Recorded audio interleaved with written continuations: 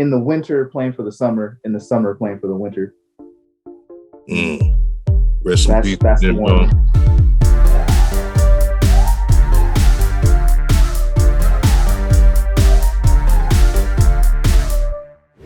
This is QNW, man. Quarantine Network. I'm your host, Zoe. I got my guys with me. I got Charlie Pockets. I got Mirage Beats and our special guest, Katakage Music, a.k.a. James Revels.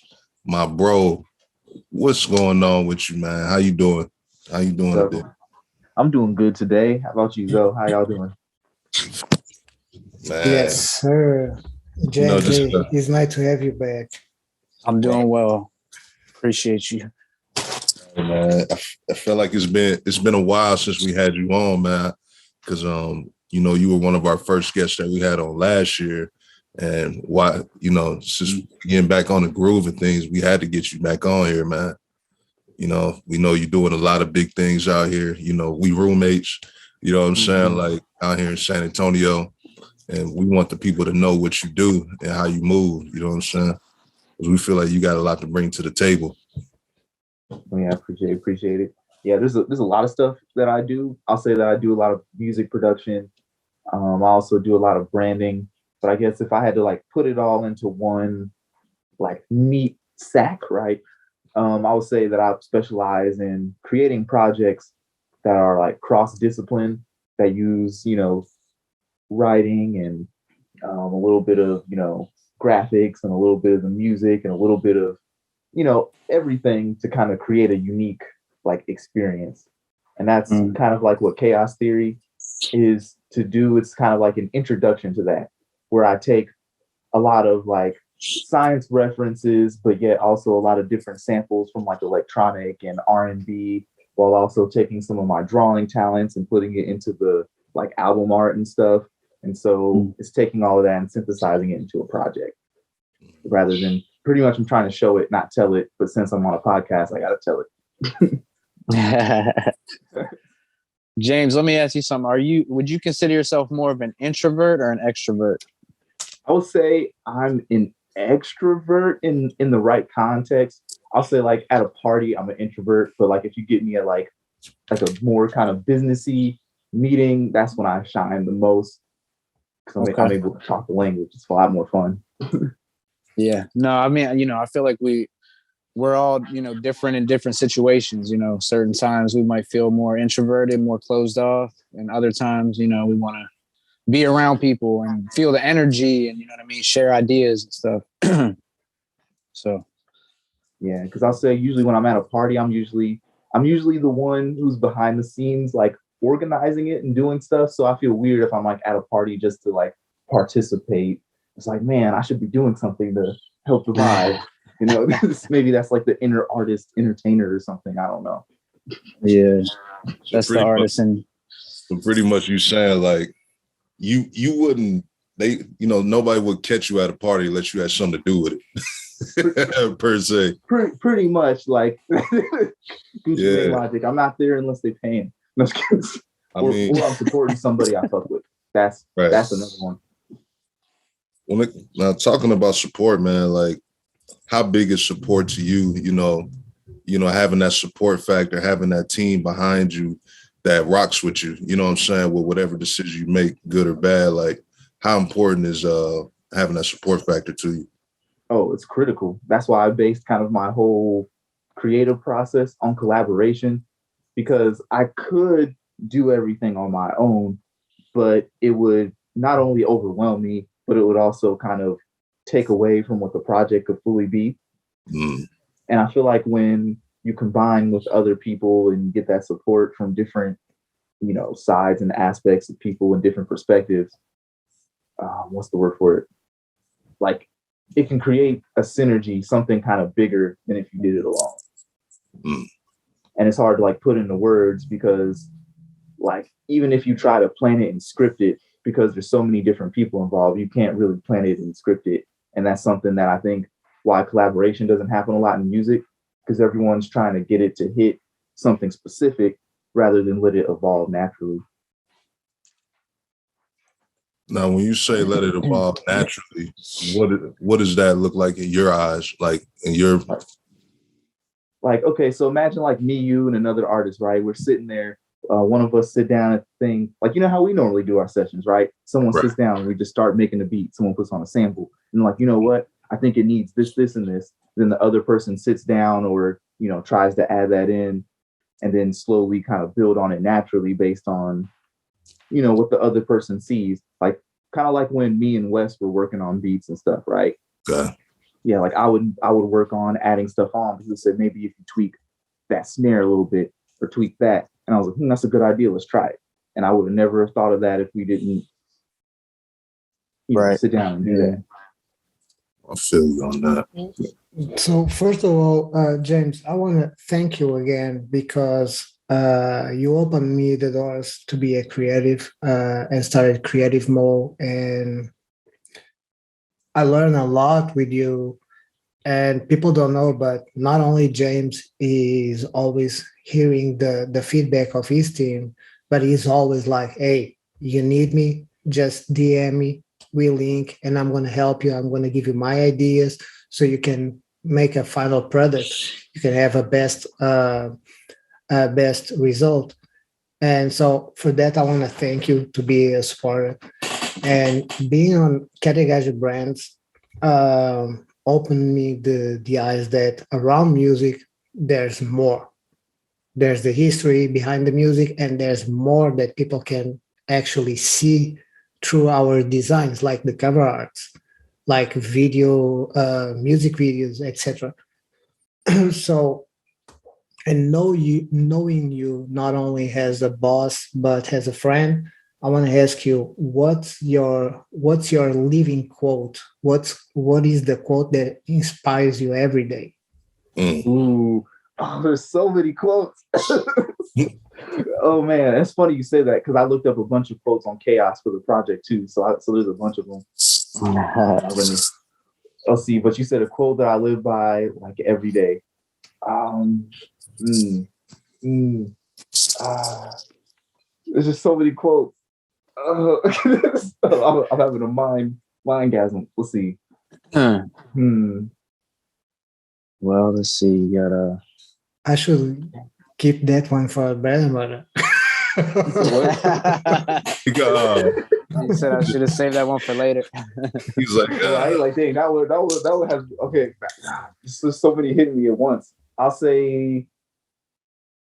Okay, it was a Jim Rohn quote. Like this is very long term thinking, but pretty much in the winter playing for the summer, in the summer playing for the winter. Rest in peace. That's the one that I usually live by. Okay, I like that. Because usually what it is like when the spring, the summer comes around, that's when everyone thinks they can like ball out and like, you know, put balls to the wall and have summer fun, which is nothing wrong with having a little fun, but you also got to remember, you know, winter is coming, you know, ask Ed Stark. But but for real, you know, life goes in cycles, and usually kind of like even with the Oscars, right? When you're at your peak, there's only one way but down, so you got to prepare for that because you know that it's coming, kind of thing. And Chris Rock wasn't prepared for that slap. Right? He thought he was in the summer, but really he was in the winter, and he got a cold slap. Face ass. Listen, I was gonna ask you that question later, but since you brought it up, let's just get it out there. How do you feel about what Will Smith, you know, him slapping him like that? What do you think about that? I think that like perfectly categorizes the level of stress that everybody is at all levels. That pretty much everyone is just uptight about everything. That's too much going on. Yeah, he probably has a little extra already, but I like the way you said that. That makes a lot of sense. That's that's right. It's been a few stressful few years here. I mean, I wish I could just go up and slap whoever made the COVID virus. Let's all smack Anthony Fauci. Yo, his face gonna be as red as Mo's background. Yo, we got to be careful. We want to make sure we can monetize this clip later. Like, right, the government's gonna come. they're gonna take us down. You know? Gotta, like, TMI. No, this anti-government propaganda needs to go. Sorry. So James, man, give us give us some like updates. You move, so you down here in San Antonio, you know what I'm saying? You moved down here with me about a year ago. It'll be a year like on this Saturday, actually, bro. That's crazy. You know what I'm saying? You literally been out here for a year, man. Give us your experience so far of what you've been going through, with your art, with your life a little bit, things that you want to touch on, man. Like, how has San Antonio treated you, your first year here? I'll say it's been an interesting, like, first year. I'll say there's a lot more culture, because like back home, there was not any Hispanic culture, but here, it's basically one of the primary driving forces of the culture, right? And so that's been an interesting thing, adjusting to and learning. I'll also say being in a community where pretty much like you're like my only connection. Like, I'm used to being where, I have my family, I have friends I've known for years, that kind of thing. But being in an environment where all that is gone has taught me the importance of that, really, of how important connections are. Because I'll say that it's difficult, like connecting and making friends and doing other stuff without having kind of that social, when you're from a kid going to school with people, that kind of thing. Right. What else was there? I'll say that I've had a lot of fun. Like, I say that being here has helped me kind of explore myself, because I'm cut off from all the friends and family and stuff. All the past baggage is like gone. So pretty much I'm able to kind of explore what am I beyond all of the past. And that's, I think, where, Chaos Theory as an album kind of spawned from. It's kind of like, after that whole year of learning what it is that's myself, out of all that chaos, what came out of it. So basically, Okay. when you moved to San Antonio, you got yourself out of your comfort zone. And all that through this year helped you to build this album. Yeah, because I'll say back when I was at home, I didn't fully have like a signature sound, right? Like, I didn't know what I wanted it to sound like. I didn't have a name for it, but now I know exactly like what kind of genre I'm aiming for. I want kind of a future R&B vibe that like leans on like vocals, because I like the sound of vocals, because I would listen to a lot of like electronic music, drum and bass, and they use a lot of kind of vocal loops and things to help drive the emotion, because electronic music can get kind of boring to listen to because it's electronic music, right? There's not much live elements to it. But I feel like adding like a singer or vocal or some kind of loop, I don't know, it helps ground it in kind of a human feel, almost like how like 808s kind of plays with vocal tonality a bit. Yeah. When you say electronic music, like, I used to be in that scene, back in the day, like the EDM, drum and bass, going to raves and music festivals. So what you said, about, it's not always the best, I feel like that type of music, it's not necessarily meant for you to plug in your headphones or whatever. It's meant for you to be there at that time when they're playing it. It's the whole thing about a music festival and the raves and stuff that's different about a regular concert. Well, it's similar to a regular concert in that it's just a whole different vibe that's almost undescribable unless you're there when it's happening, when it's taking place, so but yeah, I love that type of music myself. So yeah, I like how you mentioned the aspect of being present and being there, because that is something that I try to strive for with the art. I don't want people to kind of see it as like a sea of, one in a sea of similar stuff. I want people to be there and observe what's going on. Yeah. And I'll say that's why I tend to, like, a lot of people think that a lot of the things that I do are random, which is another reason why I call it chaos theory. That's kind of like a wink and a nod to all the people who think it's random. But really, I like to plan things super far in advance. And because it's so far in advance, a lot of people can't see like where the strings connect up. And I kind of find it a little bit I like people's reaction to it because it gets them wondering, like a sense of mystery, right? Like, what's going on? I like that. Moves I see. Man, it's just crazy, bro. Like, you know, to see the things that you've done, you know, because for those who don't know, like me and you go back, you know what I'm saying, like super duper far, and to see how far, you know, how much you've grown, it's amazing to see. You know, I'm grateful that I've able to be, you know, to witness your growth, you know, your ups and some of your downs too. You know what I'm saying? Because you can't have positives without negatives as well. So I want to know, like, how do you deal with pressure? How do you deal with with artists or like people that don't see your vision? You know what I'm saying? Like, how have you worked on that? You know, and how's that helped you in your career thus far? I'll say it depends on one of two things. There's artists who are, I guess, trying to understand and like say it's a misunderstanding, right? But then you have the artists that are trying to like just straight up destroy it, right? So when it's like a misunderstanding, I try my best to kind of figure out where the miscommunication is, link there and see if we can agree or at least agree to disagree, right? So that way we can continue on the relationship. That's one way of doing it. But then sometimes there's just some people who are misunderstanding and not following the vision because they either don't believe in it or it literally goes the opposite against what they already believe, right? Because that just is a thing sometimes. And so with those kind of people, you just kind of have to distance yourself as early and as much as possible to avoid like conflicts. Because for me, since I'm into doing collaborations and stuff, what was it? Like mediating and making sure not only myself, but also other people on the team get along is kind of part of the job. It's like an extra part of the job that comes with it that most artists don't have to deal with since they're independent and do their own thing.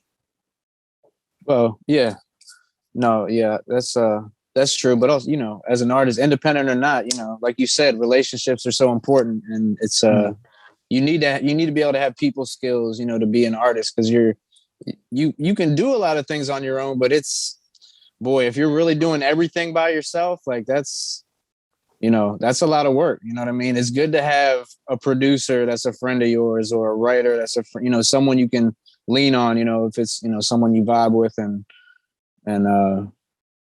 but yeah, that's so important what you said about relationships. So about that, people don't know, I know the story, but talking about Katakage Brands, James goes so deep on the conversation and trying to help his clients that one particular story touched me because the client started to cry. Yeah. And Jamesy so Jamesy had a client that they were talking about their brand. And he started to make questions about the brand, not the person, the brand. And that conversation went so deep that the client started to cry, thinking like the value that brand has to her. This is how deep James goes when you start to work with somebody. Can you tell us? Can you tell us more about that particular client? Yes, I was working with the client, and she had a vegan, like a pop-up vegan shop, right? And she wanted me to help her with her branding. And usually at the first stage of doing branding, I was called like a discovery session where basically I kind of ask them pretty much the who, what, when, where, why of your brand, right? Like what are we, where's the state of the brand currently? And I'd asked her questions like, who do you serve? Why did you create your brand? That kind of thing. And like, as she thought about it, because she had been doing this for years, right? And serving a lot of people across the community, she thought about it and she didn't even know the answer to it. But for some reason, she felt really guilty for not knowing the answer to it.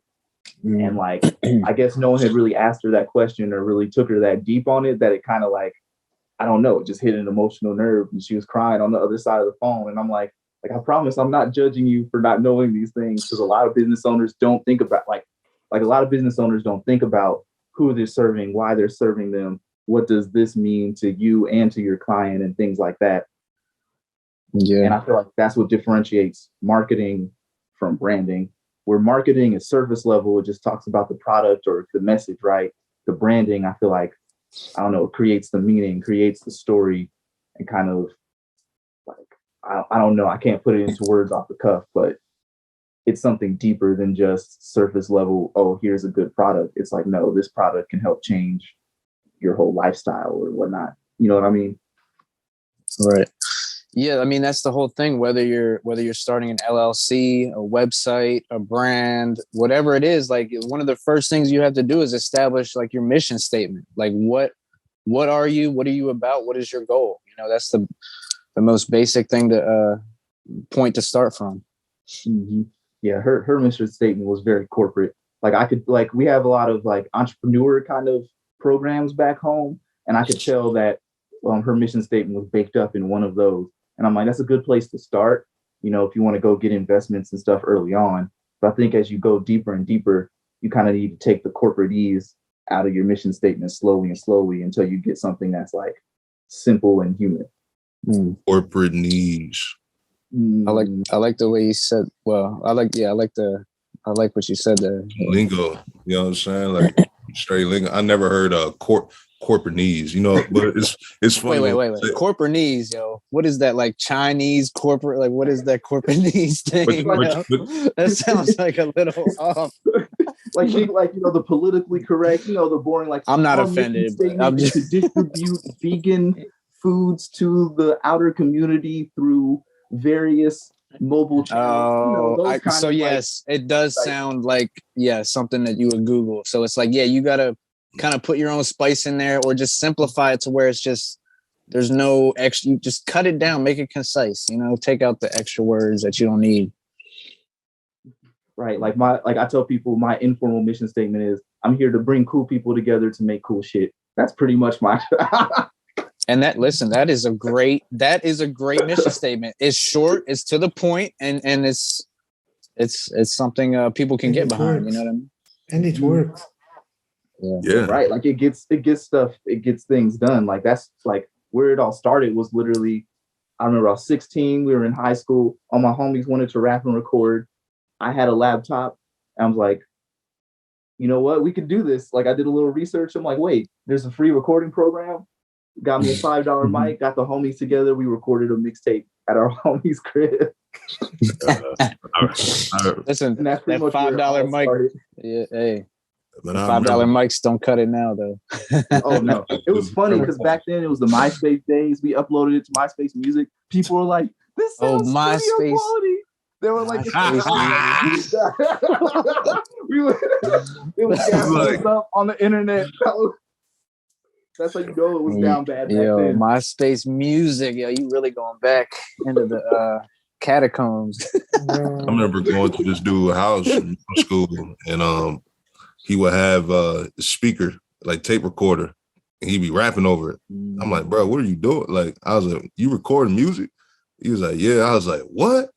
I was like, if you can do it, so can I. Like, I was like, you know, so genius born. Like I was like, what? Like this nigga down the street from me recording himself going in. I'm like, bro, what am I doing? You know what I'm saying? So like early on, like, man, you was one of my inspirations. You know what I'm saying? Like to start rapping. You know, you and another guy named James, which is funny. Hotbox Smooth, back in days. It's funny. Yes, sir. Shout out to Hotbox. Yeah, shout out to Hotbox Smooth. We're gonna get him on here too. QNW audio podcast available on Anchor. Follow us at We Are QNW. You know, we got Katakage Music, aka James Rebels, back in here, man. James, man. We you know, when we had a little intermission, we talked for a hot second, man. You wanted to speak a little bit about what Mo was talking about earlier. Oh yeah. Like he had mentioned, what was it? How I like to go deep, and I kind of wanted to go deeper on going deep on why I feel like that's something that a lot of artists, like if they're stuck, is a good place to start. So the thing is I like to start at like the fundamentals. So what I notice is a lot of artists, they want to make like a really good piece when they start off, right? That perfectionism, that kind of thing. Mm-hmm. But I feel like it paralyzes them to the point where they don't even draw or do whatever it is their thing is, right? Right. So I was like, what if you just broke it down to one part? So for instance, for me, drawing is kind of like my secondary, right? So I was like, what if you just draw circles over and over again, then squares, etc., and just do that. Over time, your squares, your circles, whatever, will start getting cleaner and cleaner. Then when you actually start going to draw, that's when it will start getting better and better. And I feel like I got that from like that movie Coach Carter, where he had them all just doing the drills and running the stuff, getting them conditioned. And because they were conditioned, they could then run, the plays and do what needed to happen. I feel like a lot of times we're trying to do the big plays, but we haven't even gotten in the condition to even do them yet. Man, that's on point, man. That's like it's like sports. It's like anything, you know what I mean? It's like you can't just, when you first learning something or you first jumping into something, you gotta, master the fundamentals master the basics first. You know what I mean? Then worry about the other stuff, because you need to create that solid foundation. You know what I mean? Like hone in on one thing, get perfect at it, get great at it, then go to the next and just keep going. You know what I mean? And that's how you really build something great and sustainable, is by setting that foundation, making it strong, but like you said, focusing on the fundamentals before, and not necessarily worrying about the rest, what happens or this, that, not going for the home run, just work on, get a single first, you know what I mean? Get on base, get your feet wet, so I like that you said that. That way, like I feel like that can help a lot of people at least get started and know that you're not supposed to be the best starting off. It just ain't gonna happen. Another thing too is if you try to bite off more than you can chew, you're going to get overwhelmed. It's going to discourage you, and now you're taking yourself backwards. You know what I mean? Instead of forward. It's like people sometimes are in a rush. They got a goal. They got this goal in mind. They're trying to manifest it. They're trying to work at it, and they're thinking down the line, which is it's important to think about the future. But if you just focus on the present, focus on the little task at hand, master that first. You know what I mean? It's just those small incremental steps just grow over time. It's like there's a Jordan Peterson, he says all the time, if you want to tackle something new or do something, he's like, step one of your day is make your bed, because if you make your bed, it seems like it's such a menial, insignificant task, but it's the first thing that you accomplish that day. So it's like, bam, you wake up, I did something. That's what doing that type of, doing that type of thing it's just better for you in the long run. Just like it's like you said, the fundamentals. Just do the basics, get good at that first, and then expand out from there, and you'll be good. Yeah, I'm a long run. I like playing the long game on stuff. Everything's a long game, right? Almost everything is a long game. But yeah. What you thinking about, Mo? I agree with James and with Pockets, bro. I was listening, I was reading some stuff that I'm learning with digital marketing, and it makes a lot of sense. It makes a lot of sense. Why artists are focused on what's going to be my stage name, what's going to be my logo and stuff, if they don't have music out there, if they are not putting in work, their blessing. Like if someone is on earth to provide a message through their music, why they are focused on getting the stage name, the logo, if they don't understand the process. Just focus on music, be good at that, and think about the branding later. Just link with someone who can get that done for you, so you can focus on your creativity. Yes, I agree. You want to know what my biggest pet peeve is if I meet an artist and they say they do music and they don't have any kind of music, like it's horrible. Wait. Free game. Get it on at least SoundCloud. Oh, okay. So you're saying you meet an artist, they say they do music, but they have nothing out there yet. Yeah, it happens more often than you want to think. Yeah, it's hit a level of like it has to be made. A PSA has to be made. Yeah, no, I believe you. That's especially nowadays, because it's easier to create music nowadays because of technology and software, and so You don't know more. You don't need to know music theory to make music nowadays.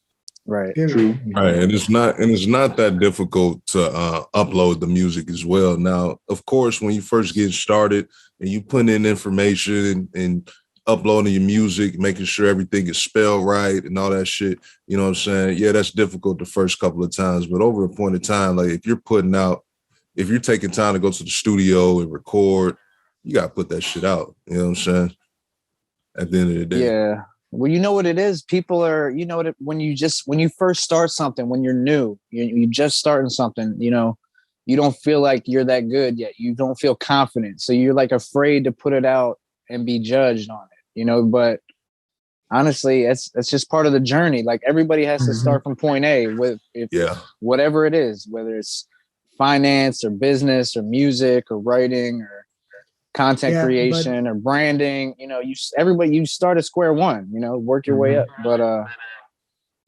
But I think for the new artists, and when I say new artists is people who are not out there yet, my biggest advice is, like you said, people are afraid to be judged. Yeah, but you have nothing to lose. Right.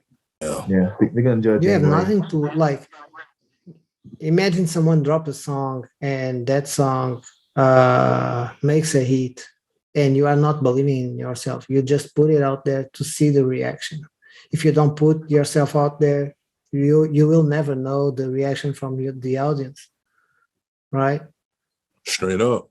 So yeah, you need that feedback, right? So a few years ago on British Got Talent, there was a guy he made a performance singing an original song.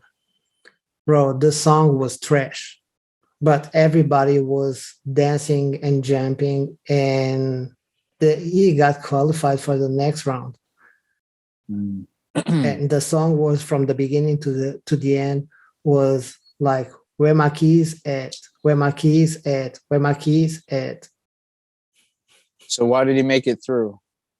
Because people were dancing and people were like fucking with the song, with the vibe, not for the lyrics, the vibe of the song. So it was his energy, you know what I mean? Like the energy and like the. But he had the guts to go on stage and perform that trash. It is working. He said he had the guts to go perform that trash.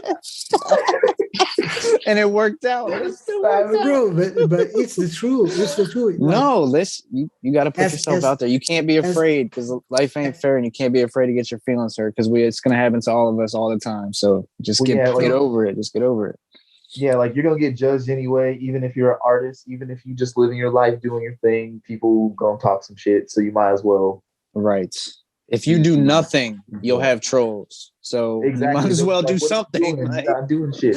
You know what I'm saying? Man, let's get into the bread and butter, man.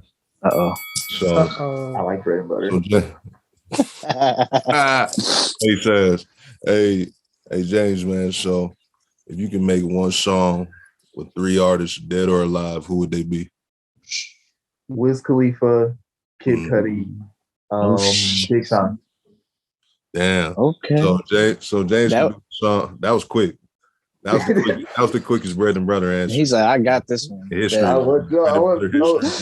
is the fastest. Yeah, that is the fastest answer in the history of us asking that question. On a Chaos Theory track. Oh yeah, Chaos Theory is dropping on 420. By the way. Okay. I was gonna ask earlier. I was like, whoa. I forgot to ask, but I was thinking about it when someone else was talking. But I was gonna say, can you elaborate on this chaos theory that you mentioned it twice now? So it's obviously a project of yours. Can you elaborate a little bit? Project is already it's an upcoming project. It's gonna have 7 tracks on it. I already dropped 2 singles, Brownie in Motion and Stranger Tractor. Katakage Music on Spotify. Look it up. But I'm dropping the project on 4/20, and it's gonna be good. Pretty much, it's a future R&B album. I mix in a lot of references to kind of scientific stuff. We'll see if I can remember the track list off the top of my head. The first, we'll see. There's The One, Chef's Kiss, How Many, Long Game, Milliseconds to Midnight, Strange Attractor, and Brownie Emotion. I like that title, Milliseconds to Midnight. I like that. That's I see the vision. That's smooth. Oh yeah, you gotta hear that beat. That beat is hard. Oh, that's so. I can't wait, man. Yo, listen, I was checking out some of your music earlier just to prep for the podcast, and I was like, it might not be everyone's cup of tea, or it might sound a little different, but I think it's important to be unique these days and make the music that you want to make. Because I actually like your vibe. I like your stuff. You know what I mean? Thank you. Make sure y'all check it out. They definitely have to. I think it's fundamental to creating a strong brand nowadays is like differentiation. Yes. Preach on that, please. And so that's why I like to kind of stay within, I guess you could say, my lane, but also try to use legit tactics behind it to get it out there and while being yourself. Do what it needs to do. Yeah. Mm-hmm. You stay on your lane, but you go on the sidewalk too. Exactly. Oof. Yo, Mo is dropping bars, yo. What is right? Like, I might have to write that down. Say that again, Mo.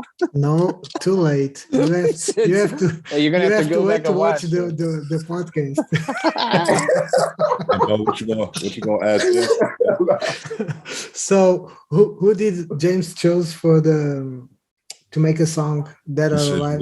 Say Wiz, Big Sean, and Kid Cudi. Yes. Damn. That's strong. That's strong, bro. That's strong.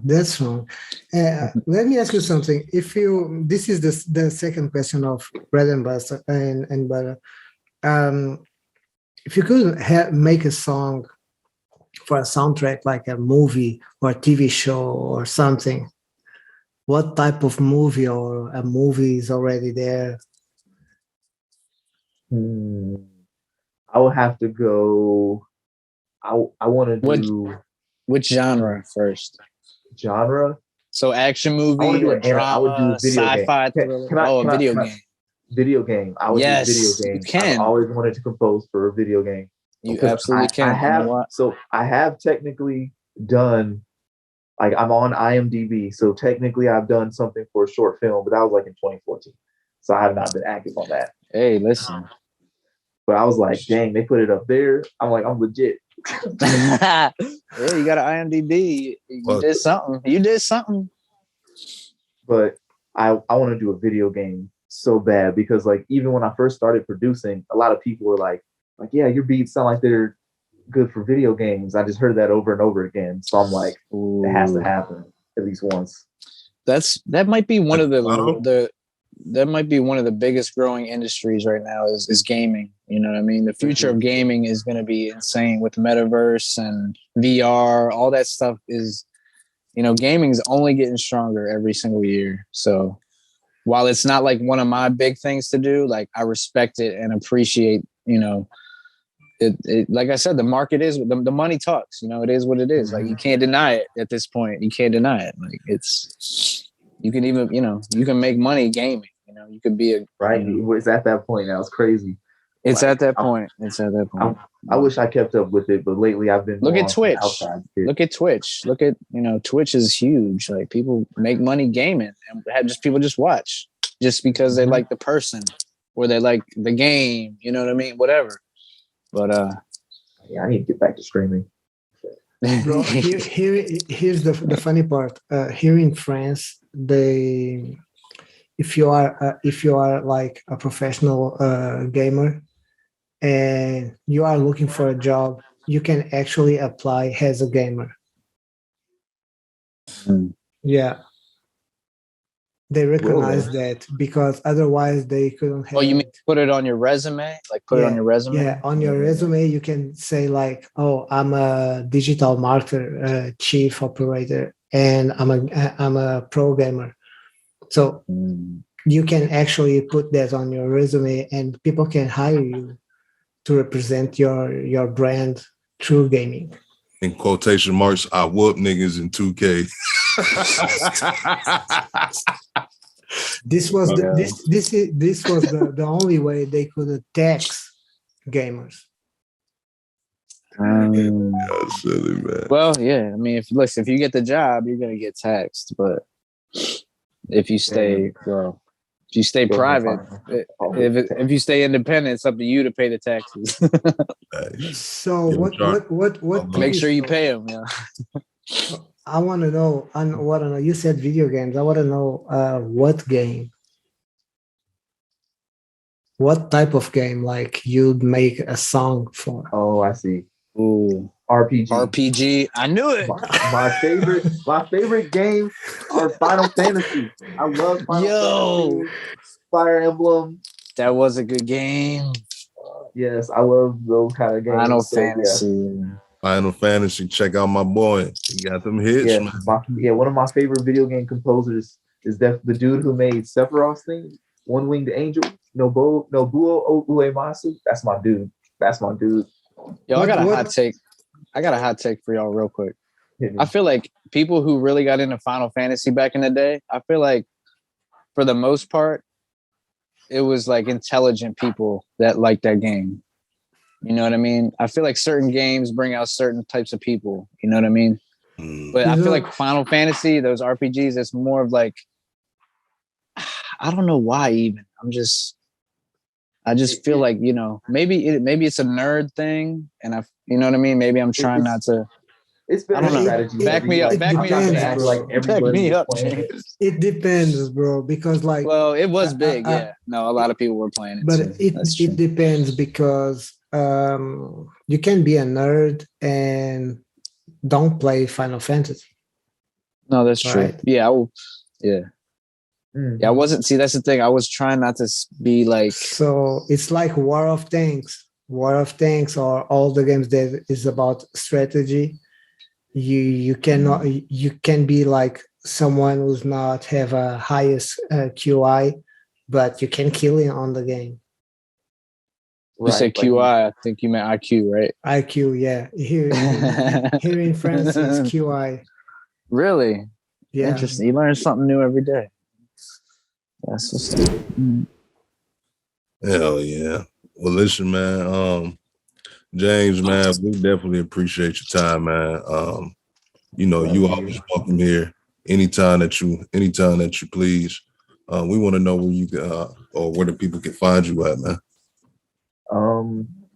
You can find me on all the streaming platforms. That's Katakage Music, Katakage Music. Definitely follow the Spotify so you can keep up with updates, because we still have I think 2 more projects for the rest of the year. It's going to be a lot happening. So okay. Mm-hmm. Absolutely, man. And where can they find on like Instagram and stuff? Oh yeah, the Instagram is Katakage Brands, and then same for Twitter. Katakage. Yeah, and don't you have a website too? A website? Right now it's under reconstruction, so I'm not driving traffic to. I gotta reconstruct it. You're making some adjustments. Mm-hmm. Absolutely. All right. But people can still contact you via email, right? Yes. contact@katakage.business. Yes, sir. And I believe all of these links are in it. Most of these links are in his link tree on his Instagram, right? Mm-hmm. Yeah, all the live links are on Instagram and the link tree, and yeah, we're gonna put the link tree on the description. Yeah, check the description. We'll we have the Instagram and the something else, but we'll add everything on. Absolutely. You can definitely follow the Quarantine Network page at We Are QNW, Instagram, TikTok, YouTube. You can follow me, your host Zoji at Body Bag Zo on Instagram and TikTok, all one word. Charlie Mo, tell them where they can find you at, players. Y'all can find me on Instagram at charlie.pockets. Charlie spelled CHARLIE, period, and then the word pockets spelled normally.